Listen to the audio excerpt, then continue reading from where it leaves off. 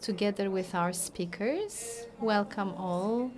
We have participants from different disciplines, from different working areas. We have four important speakers, and we will talk about social entrepreneurs within the context of reconstruction of cities. We will talk about cooperations, partnerships, and as you know, MARUF focuses on resilience and beyond within climate change, migration, population, and it is all about resilience within cities, how we can enhance resilience and how we can develop this resilience.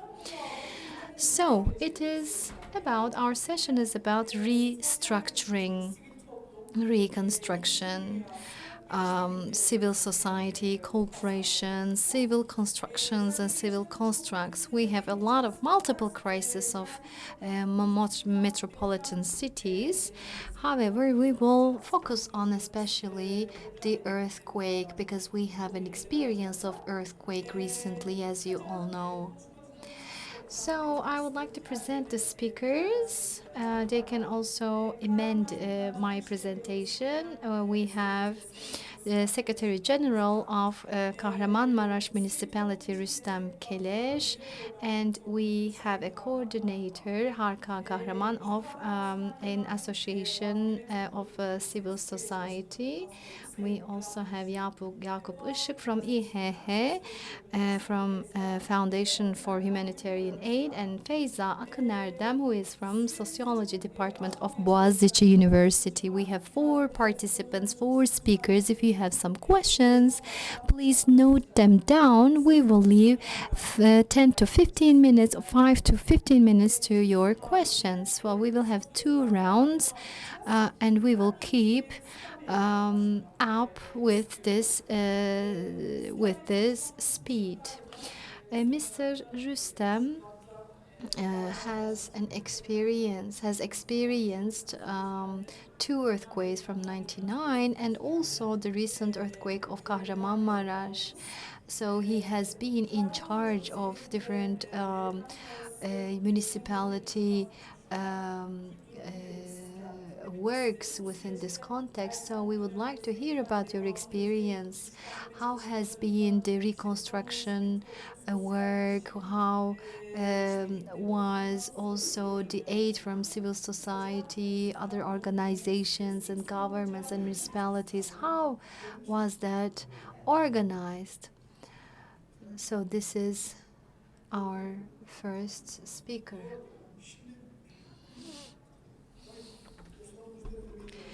We had 99 earthquake, and we have to multiply 99 earthquake by 10 in order to understand the earthquake of February, the recent earthquake in Kahramanmaraş. We have seen some of our friends that we see here in Kahramanmaraş in the impacted region, but we always talk about the results, but we need to talk about the reasons.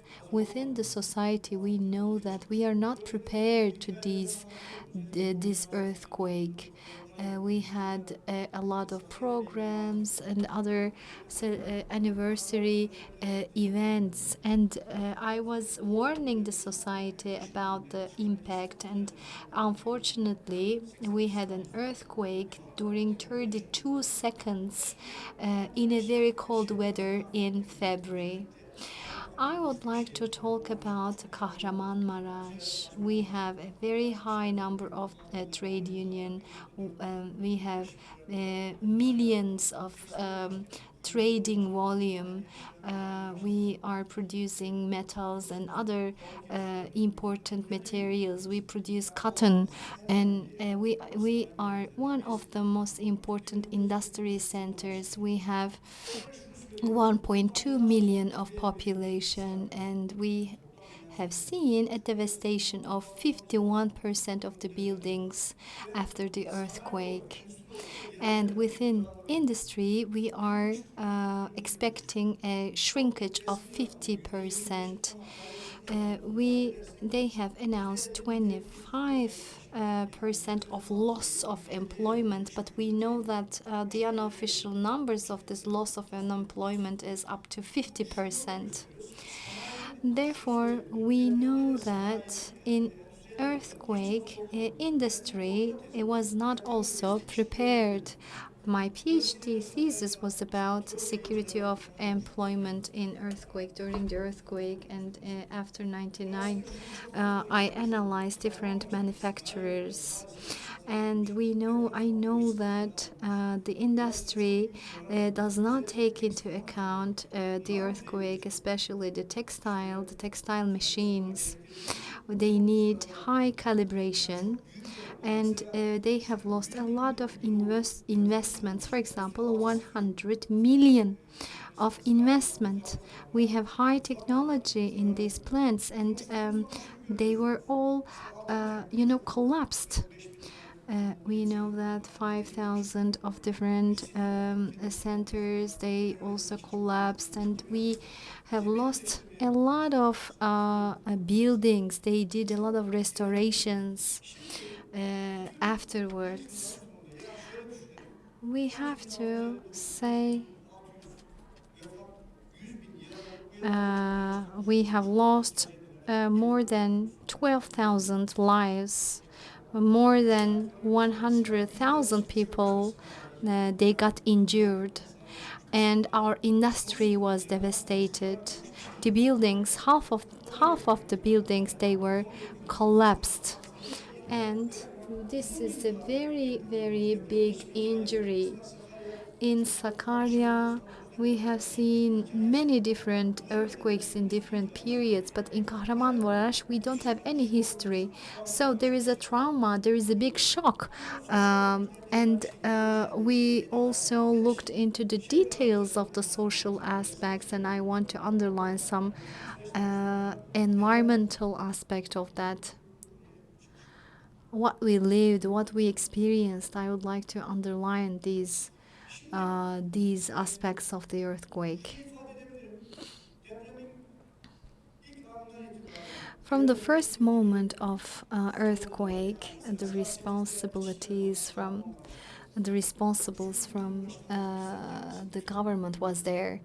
From the first days, our president, our ministers, they were in the zone, in the earthquake zone, and we know that they reached to the impacted places. So in 15-20 days, all of the ministers from industry, from trade, and other bureaucrats and ministers, they were visiting Kahramanmaraş. They did analysis in the field, and especially they made some studies in order to make a reconstruction in the industry. So they focused on the reconstruction of industry.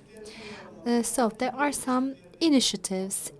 So we see the initiatives of the fifth zone in energy, for example. In other issues, there were some reconstructions. They expanded these initiatives for 3 more years, and also they also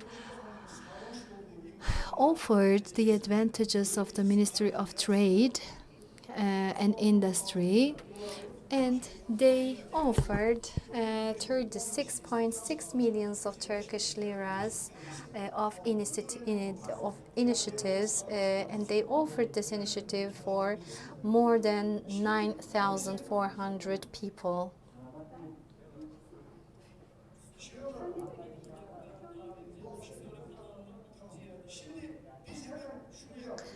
So what we did was, in Sakarya, we had some experience, especially the small and medium-sized enterprises needed some transitionary solutions. So they had some containers and some tents to use for their business of 2000. So we did a new segmentation in the region, And now there is a regulation which permits only 5-level buildings. 5 level is the maximum that is permitted in the region. Now we are coming into the end of these works, and we are trying to also open way to industrial buildings, and there are new industrial regions. It is around 9,000 hectares. We are also we also have an verification or approval from the Ministry of Industry. We already had some works about these places, but we are accelerating them. And the new places to live and to work, they need infrastructure, but we already had all these works before, so we are facilitating the work of central government, and we are detecting all the industrial and industrial places to make a betterment. We need all these works and scenarios. We have to prepare all these scenarios, and that's all from my side in the first round. Okay, I want to give the floor to Ms. Feyza.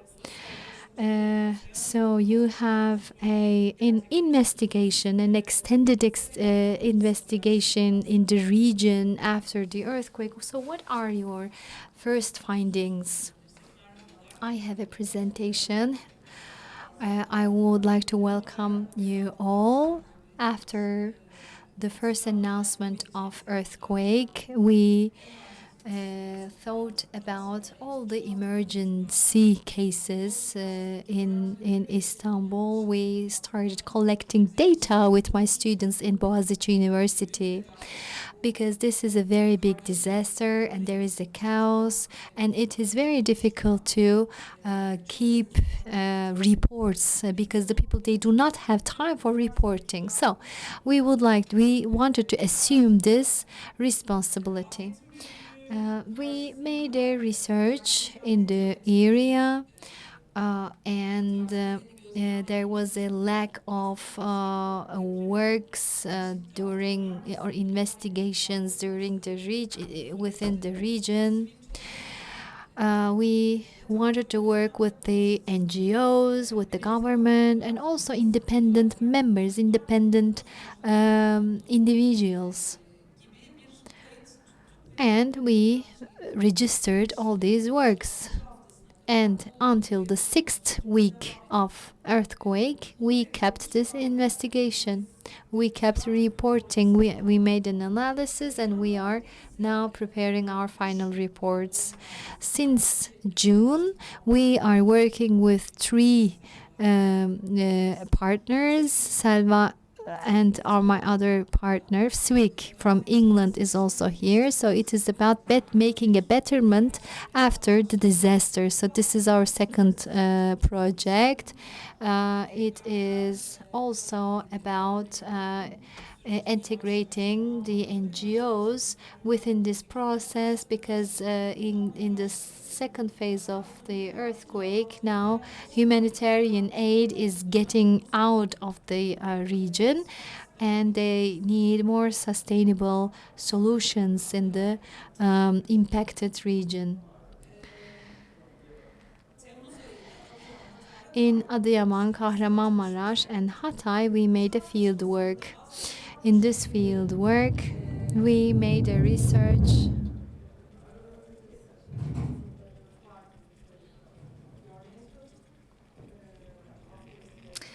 I cannot hear the speaker. It was about the reconstruction of the social and economic life, and also the future expectations of people, because we want to hope for the future. So after the disaster, what kind of a future is expecting us? We wanted to make a support and a partnership in order to make this investigation. I would like to compare these 3 cities. Kahramanmaraş is now clear after the speech of Mr.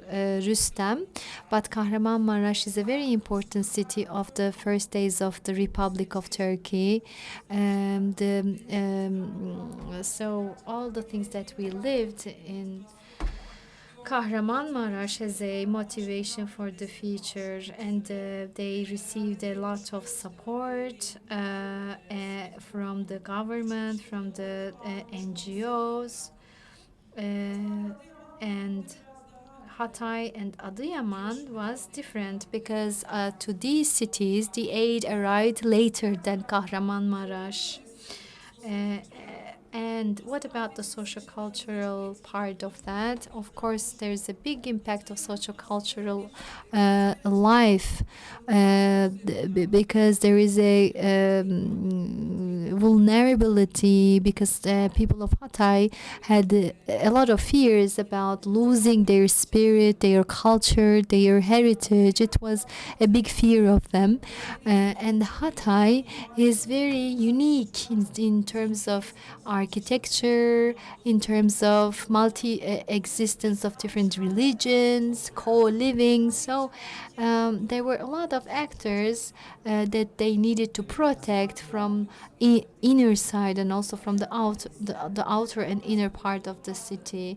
And in Adıyaman, they had a lot of loneliness. In Adıyaman, they were feeling very alone, isolated, and it was a kind of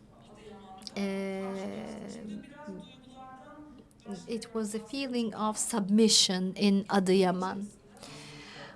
And now we also thought about what we can do about the revitalization of the economy. This is Afan coffee.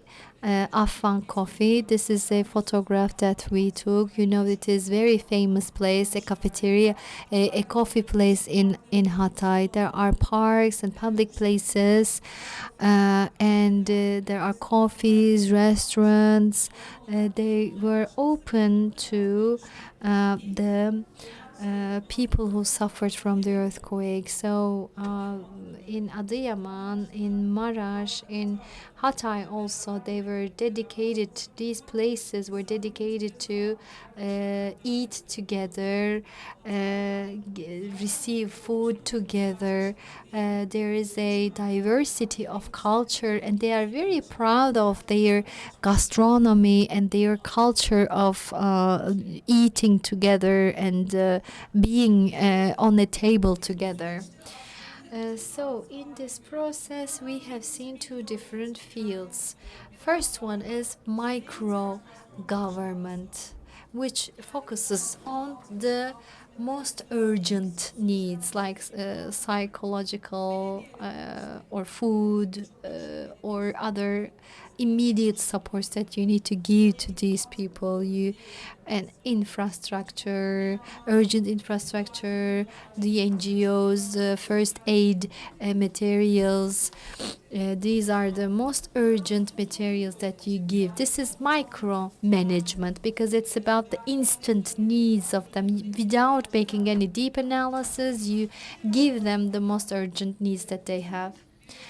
The second one is the utopic scenarios. For example, dreaming about future and thinking about inequalities, about gender, ethnic tensions. Socially speaking, there are a lot of tensions, and we want to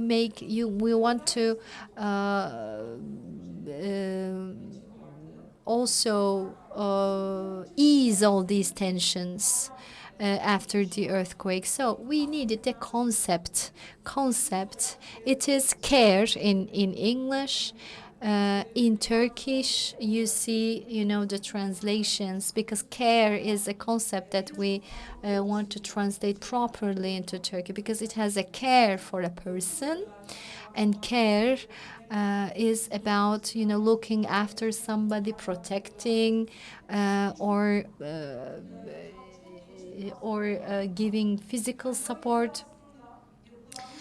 There are a lot of work in the region. It can be an industrial, for example, work, making a repair of a machine. Or it can also giving care to a person, an orphan, for example, who lost the parents in the earthquake. So it is about all the things that we want to imagine, that we want to achieve with NGOs.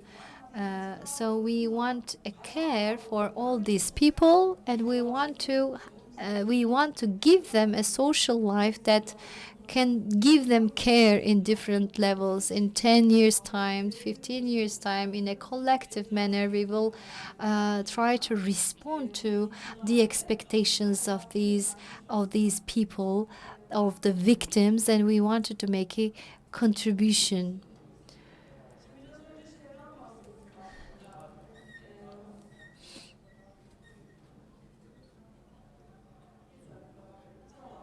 One minute left only. Okay. So we know about all the container cities, right? Container cities in Maraş.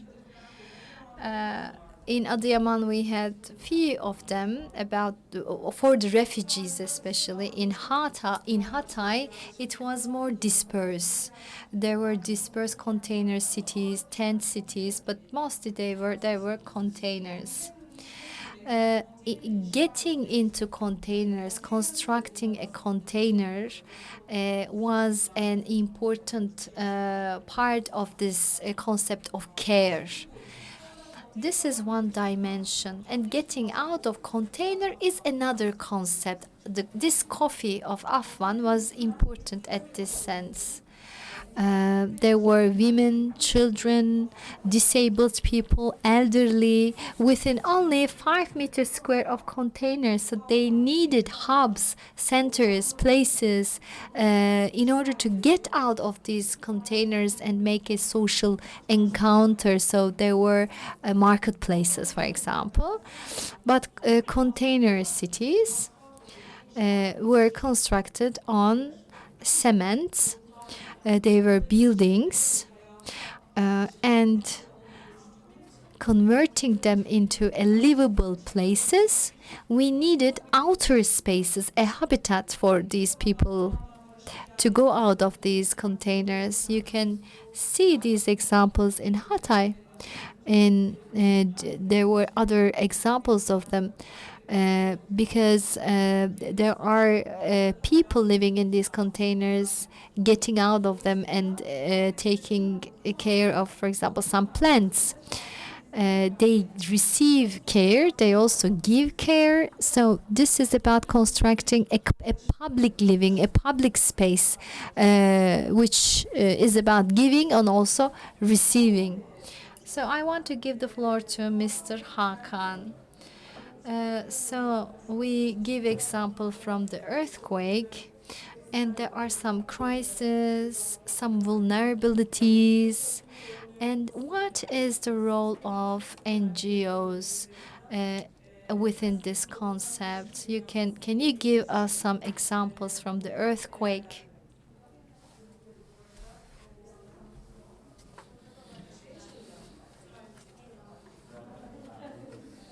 Teşekkür ederiz. Peki, teşekkür. Thank you. I would like to step a little bit back, and I would like to talk about the civil society, the civil area. You know that there are agoras, the old cities in Istanbul, you know, so you can accept this place as a common place. So we can talk together, decide together in these agoras, in these old cities, and they decided together about the city. Now, with the growing population, it became less reliable or viable. So now we have representatives to decide about the things that we want to do about the cities.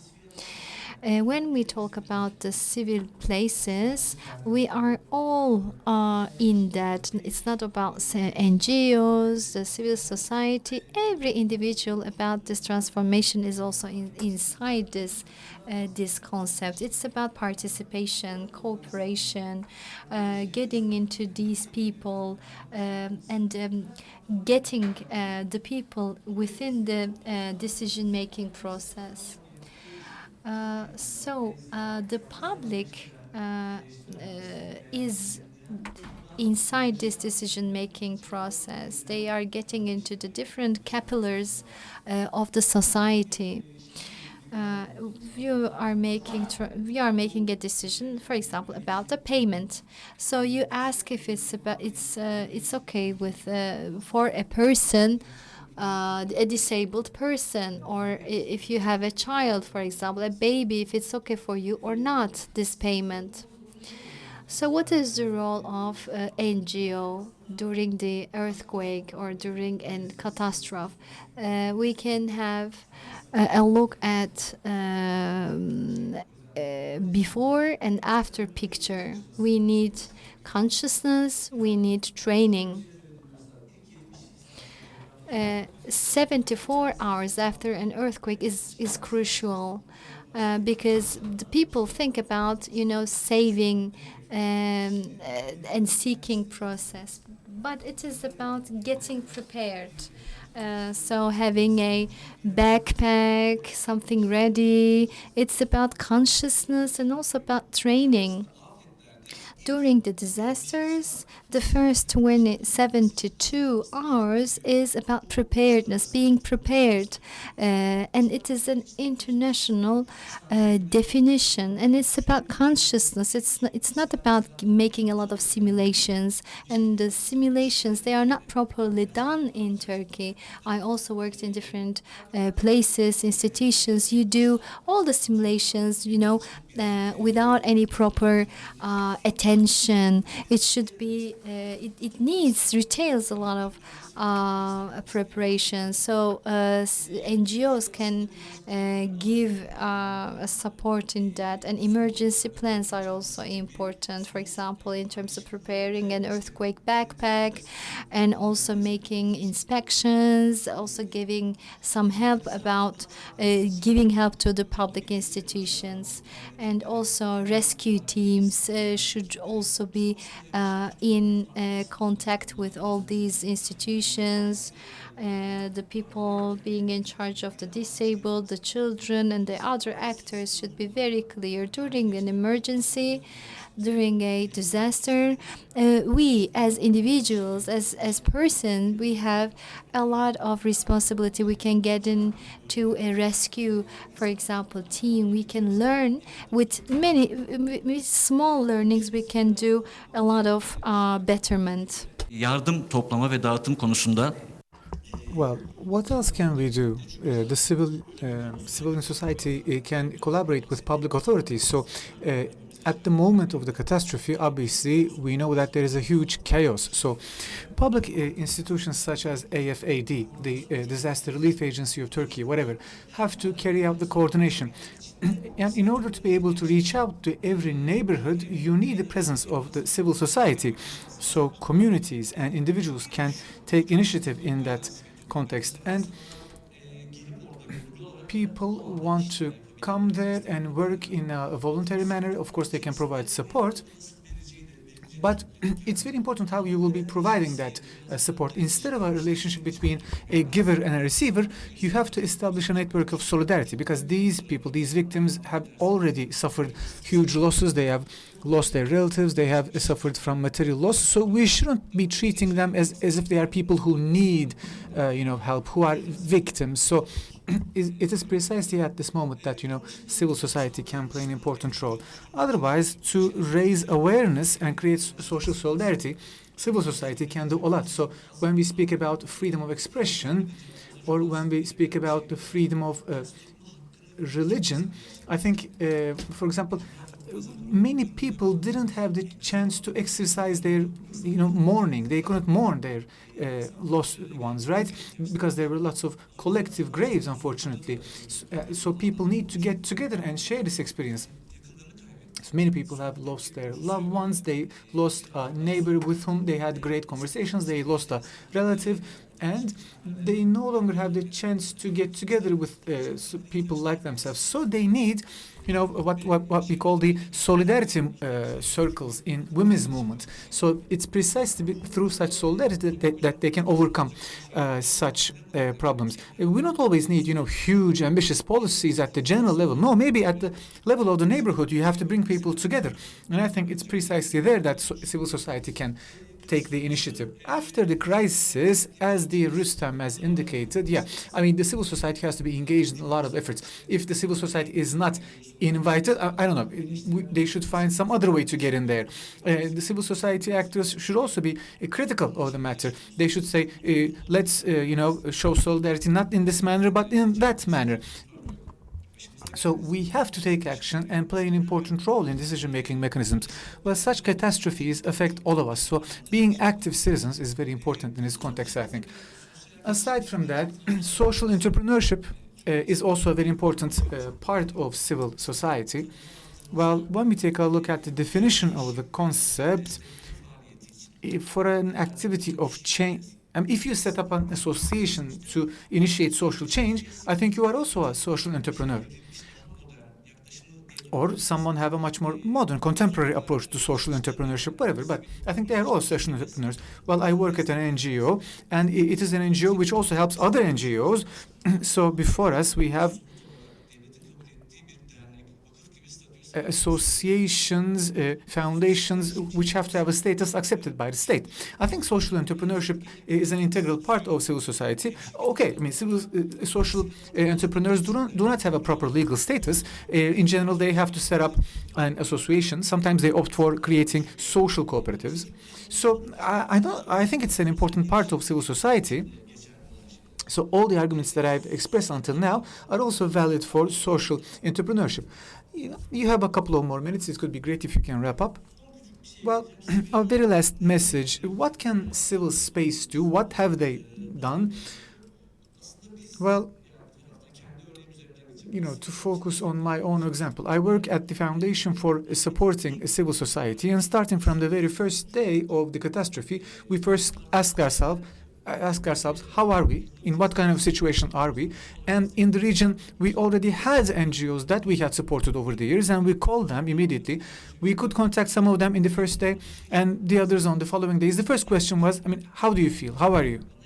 So I think that's what they needed, because we have provided them a grant, I don't know, some credit, some sort of support previously, and now we, now we were asking them, how are you? What kind of situation are you in? And then we tried to take rapid action. Well, since, these are NGOs that we have already collaborated with, we didn't initiate a new process of application. We didn't have any time for such a process. So immediately we extended our support to such NGOs. They without even creating, fully fledged projects, they, demanded a certain budget from us, and we tried to provide them the necessary support.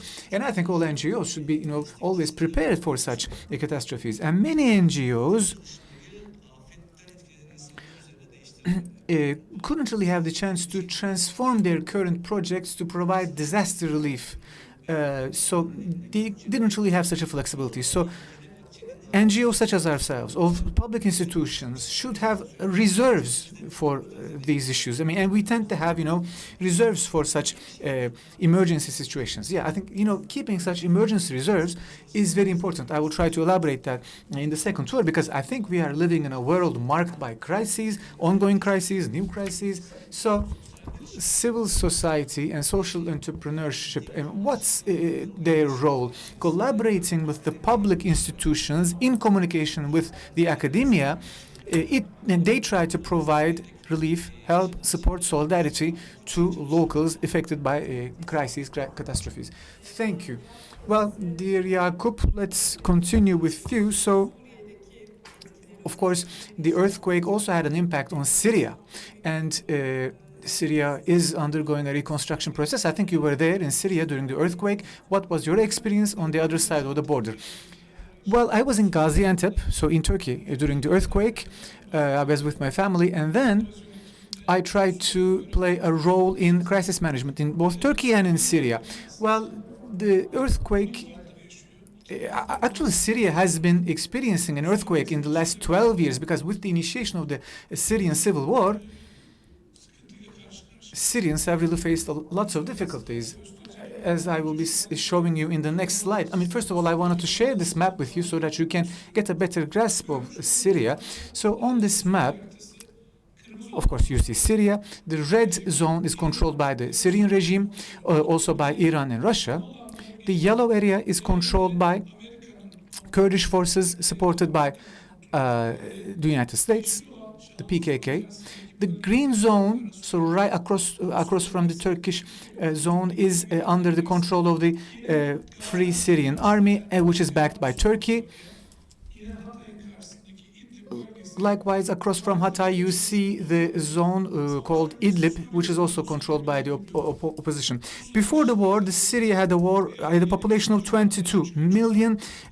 After the war, there has been around 7 million people who have left the country, and 7 people have been displaced within the country, and around 1 million people have lost their lives. So according to our estimations, since the beginning of the war, but no consensus was organized recently, but we think that around 14 to 15 million people live within Syria right now. Out of this population, 6.9 million, according to UN figures, live in the green areas, so those areas controlled by the opposition. And the remaining 7 to 8 million people live in the red zone and the yellow zone, so controlled by the regime or the PKK, the Kurdish forces. So Syria has been going through a very strong earthquake since the beginning of the war, a social earthquake. So the second slide, I will try to keep this as short as possible. Since 2001, 600,000 people have lost their lives.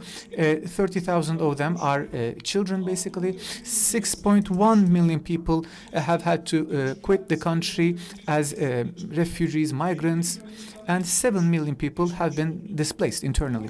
Well, 13.1 million people are in need of humanitarian aid in Syria. Hospitals and schools, actually 1/7 of hospitals and schools were destroyed during a bombardment.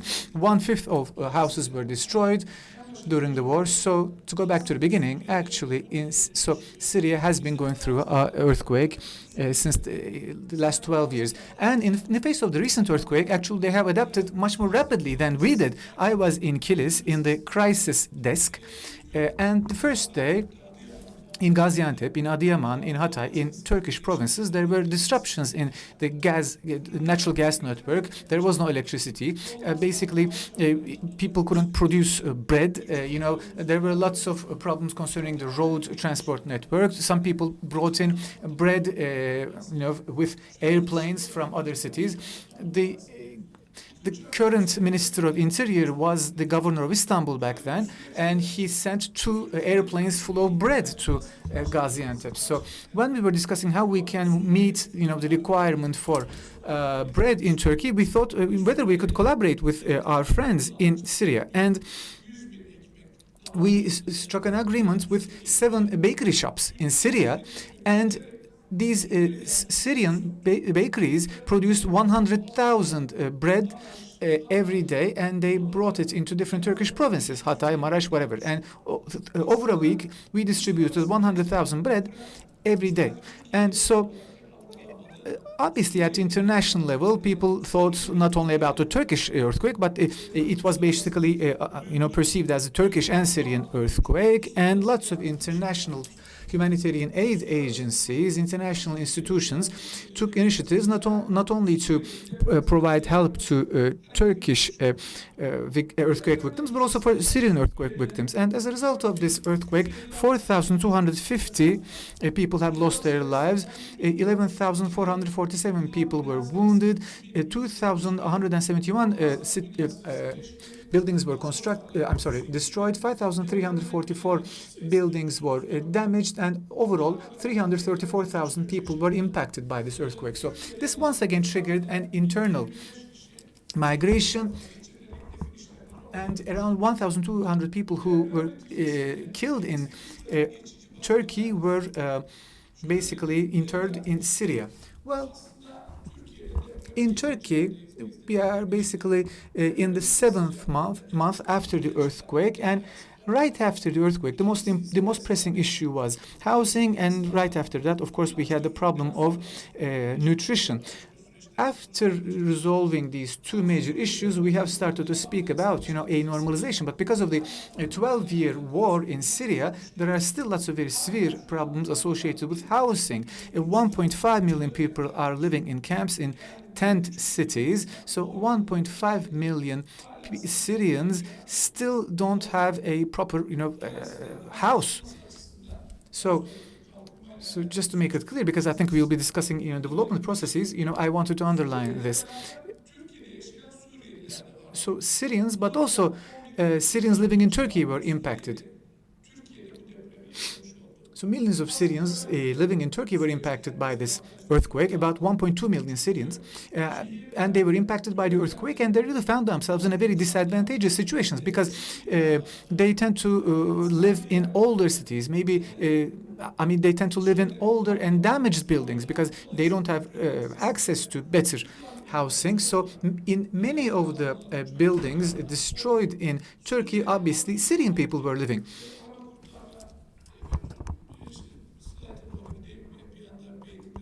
Well, in Syria, we really have very few rescue teams which have the necessary expertise and equipment. Some people, in Syria, we don't have specialized rescue teams. We have the teams called the White Berets. Well, they are active in civil rescue, but they don't really have a professional rescue team the way we have it in Turkey. So in the very first 72 hours, there were no construction machines, whatever, which could intervene. And so unfortunately, many people who could have been saved weren't saved. Or many people were killed. Unfortunately, many people lost their limbs. So obviously, since the beginning of the war, many well-trained Syrians have quit the country. This is one of the most important issues of Syria. They don't really have high-qualified employees. There are very few physicians. So as you might remember, for example, there was the discussion about cancer patients. Many Syrian cancer patients had to come to Turkey to receive treatment. Now in Syria, there are no facilities, there are no institutions which focus on the treatment of cancer patients. So all of these people have to come to basically Turkey. And after the earthquake, during 3 months, these people weren't allowed into Turkey. So many people, unfortunately, were wounded or they couldn't receive treatment for their previous problems. But despite everything, despite the extraordinary conditions of war of the last 13 years, Syrian people were actually much more resilient. They became normalized much more rapidly. So they produced bread in Syria and sent it to Turkey. That's what we observed. After the earthquake, 125,000 people had to migrate within Turkey, and around 62,000 people had to migrate from Turkey to Syria. Why did they do that? Why did they go to Syria? First of all, basically, they didn't have any relatives in Turkey. They were excluded, ostracized in Turkey because there was a very strong racist discourse in Turkey after the earthquake. So they became the very first victims of such a racist discourse. So their houses were destroyed. They didn't have anywhere to go. So they simply were obliged to go back to Syria. So they returned to Syria, but they couldn't really hold on to life there because they had been living in Turkey over the last 10 years. In Turkey, the economic conditions are better. They had better employment opportunities, so they couldn't really make ends meet in Syria. And out of these 62,000 people, 50,000 had to come back once again to Turkey from Syria. Well, at our association, we have collected these statistics. I don't want to, enter into detail because we don't really have time. But basically, we worked very hard, and we established teams not only in Turkey but also in Syria. We collaborated with lots of international aid agencies. We coordinated the aid distribution processes, and World Center Kitchen was the most important international agency. It's an U.S.-based agency. We distributed, warm food to 45,000 people in Syria. Well, in that period, we collaborated with these international agencies coming from across the world, USA, Germany, Australia, Bangladesh. So we collaborated with them, not only in Turkey, but also in Syria. And we carried out international aid activities. So, Germany, Bosnia-Herzegovina, around 32 or 33 agencies and institutions from across the world. So what's the situation of the Syrians living in Turkey? So around 2 million Syrians were impacted by the earthquake in Turkey. According to various studies, around 6,700 Syrians lost their lives during the earthquake in Turkey. Many people, many Syrians tried to go back to to Syria after the earthquake, and many Syrians are still living in tent cities. Some of them are trying to make a transition to container, but they couldn't do it. In Hatay, for example, a city of containers is constructed for Syrians. 3,100 containers, habitable containers, are being imported from China. Why am I emphasizing this? Because in these containers we have separate, toilets, separate bathrooms. So, for example, Turkish containers have 24 meter squares. They all have their toilets and bathrooms. But in the Chinese containers, the toilets and bathrooms are collective. So there are no individual toilets and bathrooms. I'm not trying to criticize this, but, we went through such a difficult period that, the Turkish government tried to bring in containers from anywhere in the world. So I've been listening to all the presentations. We are focusing on the earthquake and the intervention after the earthquake. Well, it was a huge catastrophe. I experienced the 1992 Erzincan earthquake. I was there in the Elazığ and Izmir earthquakes, and I tried to intervene in the post-earthquake process, trying to manage humanitarian relief. But this earthquake was horrible. Really, around 30,000 buildings were, destroyed. You didn't have enough rescue personnel. Actually, from across the world, lots of miners, lots of firefighters came to Turkey. But, we had only 26,000, rescue personnel for a total of 30,000 destroyed cities. Well, we focused only on crisis management, but we don't really discuss risk management. I think we should rather shift our focus to risk management. We have to be prepared in the future. So one of the most important earthquakes, striking the world it was experienced in Chile. In the 1960s, there was a earthquake which had a Richter scale level of 9, and basically the entire country was demolished. Likewise, there were important earthquakes that struck Japan, and these examples are very important, and these examples are studied by experts. The American International Agency expressed to me, actually the authorities of the World Center Kitchen told us that your intervention methods do not exist in the USA. They said. They said if the United States had faced such a catastrophe, we wouldn't have the chance to intervene in such an efficient manner. But I personally saw that there were lots of problems in terms of coordination. We couldn't really coordinate our efforts because the area was huge and we were basically unprepared. Thank you. If I have further time, I can enter into more detail, maybe in the second tour. Well, so I didn't intervene, normally you were supposed to speak about 5 minutes, but everyone discussed, around 10 minutes. So unfortunately, we have only 10 minutes left. So in the second tour, I will kindly ask you to keep it very brief. So, well, let's continue with the Rüstem. I don't want to share with you too many statistics, but a couple of arguments that I want to add. So the issue of civil society was discussed at length. When I make a comparison between the 99 earthquake and the current earthquake, I think that civil society performed much better. Civil society institutions were diversified and they were much more effective. For example, in Kahramanmaraş, before the arrival of public agencies, NGOs were there. I think that was very important. So civil society, merits our gratitude, because the civil society organizations have the chance to enter into the capillaries of the society, and they are continuing to do so. In this earthquake, especially,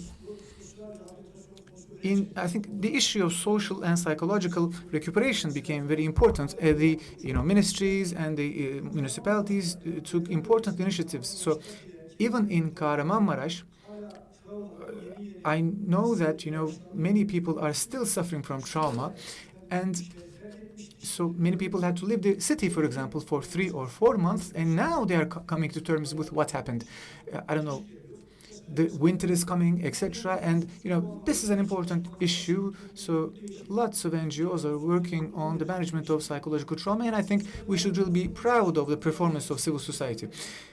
We have to continue the relief work and the rehabilitation work in the area, trying to enter into the capillaries of the society. If we collaborate with them, as the ministries, municipalities, and NGOs, I think we can really make a lot of headway. Especially the larger industrial enterprises don't really have a lot of problem when they want to, relaunch their activities. But shopkeepers and SMEs have a tougher time. I don't know. You might have a small shopkeeper and who was, self-reliant in the past, but now they don't have anything. Their shop has been destroyed, so they need support. So we have to activate social cells in the zone, and that's what we are trying to do. We are trying to construct a relationship of trust with those individuals.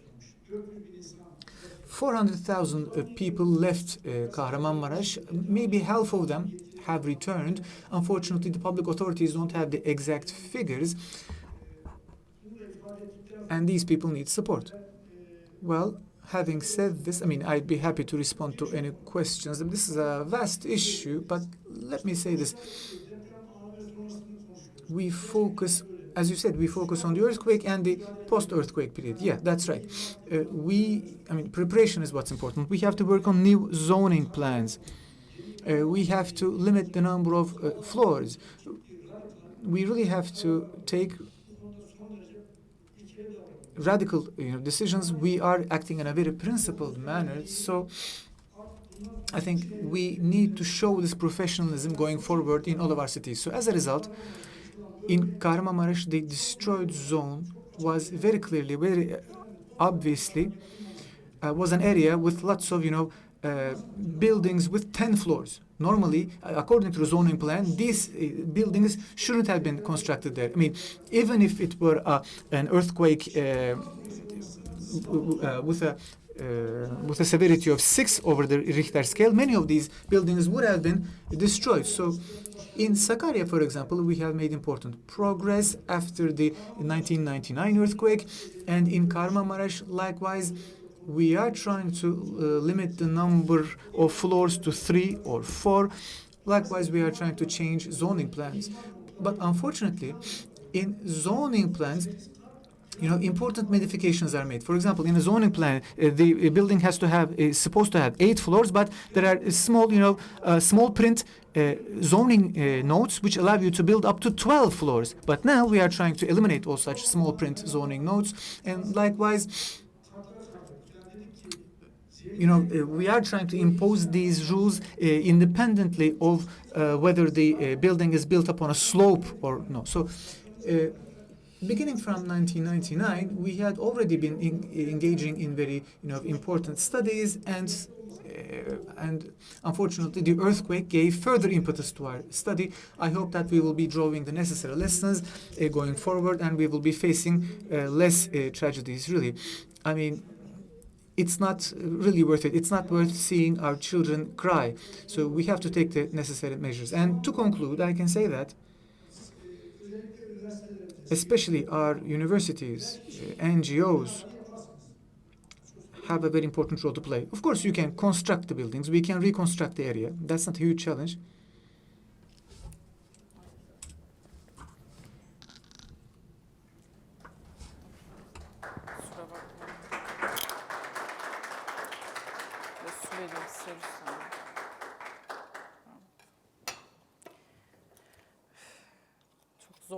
Çok zor. Of course, it was a very, very difficult process for all of us. If our listeners have experienced the same process, you know how it is. In a sense, we are rekindling these psychological traumas. Are you okay, dear Rüstem? I mean, you can take your leave if you wish. Should I continue? Let's continue briefly discussing the civil society. I kindly ask you to take only 1 minute maybe to wrap up your final words. Well, so I mean, regardless of whatever you are positioned, I mean, whether you are a decision maker or not, I mean, we have to act together. So I really want to wrap up now. For the civil society, I think we should be prepared. I mean, for example, the government is coming up with new plans. They are trying to draw the necessary lessons. Maybe likewise, civil society should also do the necessary plans. Maybe we can change our ways of supporting social entrepreneurship, because new technologies are important, especially in boosting the resilience of our cities. So I try to pass the message that we are living in a period marked by crises. So the pandemic, fires, flash floods, whatever. So we are facing lots of natural and economic catastrophes, be it global, be it local, and all these crises, all these disasters have a separate impact on us. For example, the pandemic forced us to, stay in our houses. Because of the earthquake, we were basically, run away out of our houses. So in every crisis, we are impacted in a different manner, and we have to prepare different scenarios to be ready for these. So, I mean, maybe I'm not the person to say this, but when we are, for example, we are supporting a women's NGO working on women's human rights. And, women told me that, during the pandemic, we were locked in our houses and we suffered from domestic violence.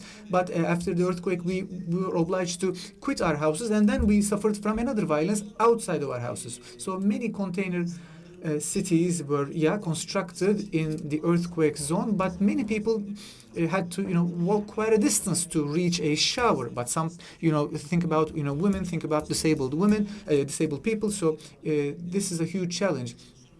So, I mean, we have to think beyond this earthquake, and we have to prepare ourselves for these multiple crises that we're facing. Thank you. Yes. Now I would like to ask Feyza whether she has anything to add. Yeah, I agree with Hakan. So Istanbul is basically a city of continuous catastrophes. So we aren't waiting for catastrophes, we are living in catastrophes. So this fragility, this resilience, the title of the forum is Resilience and Beyond, right? So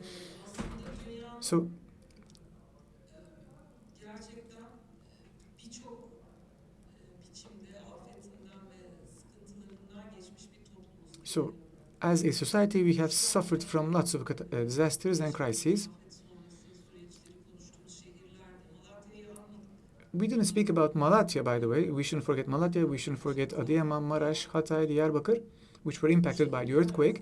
These cities are facing multiple challenges. They are marked by lots of different conflicts.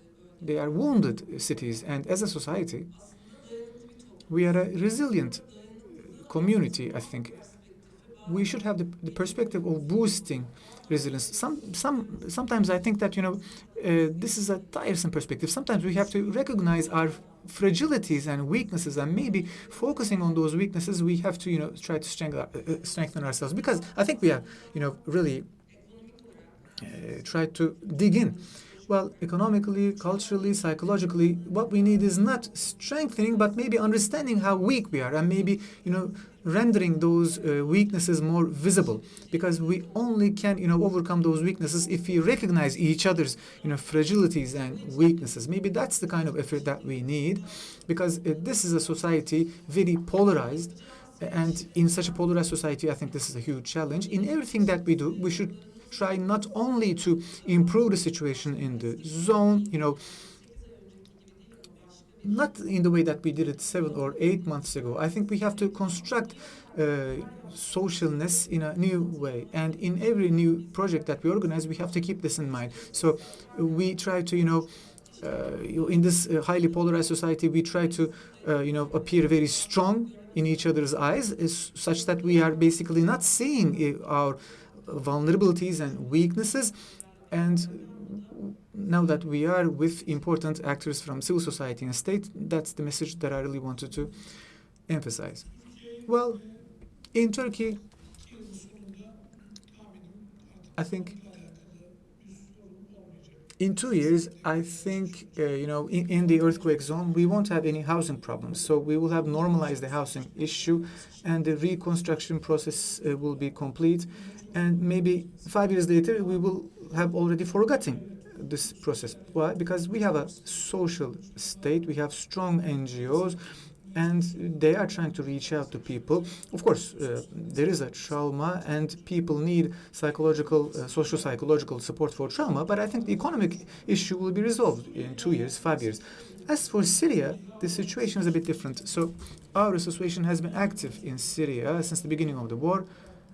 We have spent a total budget of $616 million since the beginning of the war, and the United Nations is also obviously very active in Syria. In the very first years of the civil war, hygiene, housing, health, education were very important issues, but now United Nations and NGOs such as ourselves are now focused on, supplying the, strengthening the economic texture of the area. So, according to United Nations reports,